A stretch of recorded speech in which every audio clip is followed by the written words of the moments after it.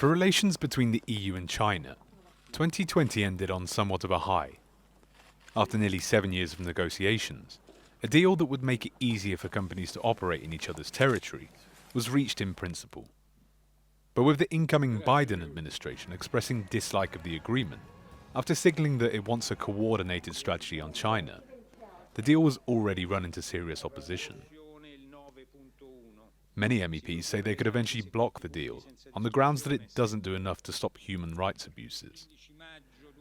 One European lawmaker says it could impact transatlantic cooperation on China going forward. The EU-China investment deal certainly was not very helpful when you look at it from the angle of transatlantic cooperation, because on one hand, the incoming Biden team signaled very clearly that they hoped for early consultations, and then Europeans showed them the cold shoulder. But according to one expert, the incoming president is likely to take a softer approach.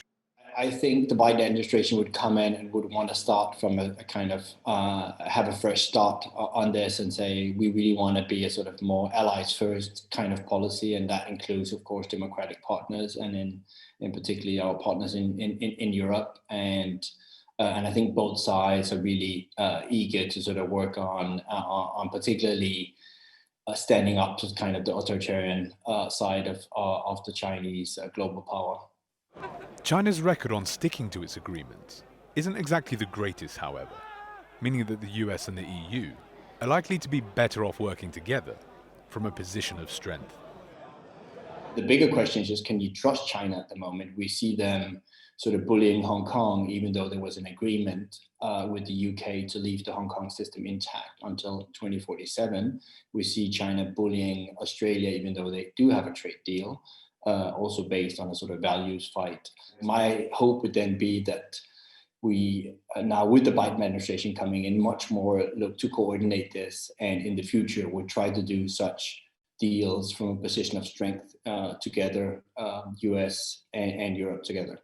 Both the EU and China are now working towards finalising the text of their agreement, which will need to be legally reviewed and submitted for approval by the EU Council and the European Parliament. But political opposition in Europe and Washington could ultimately derail the landmark pact, illustrating the difficulties of dealing with an authoritarian superpower that is both an economic rival and a lucrative market.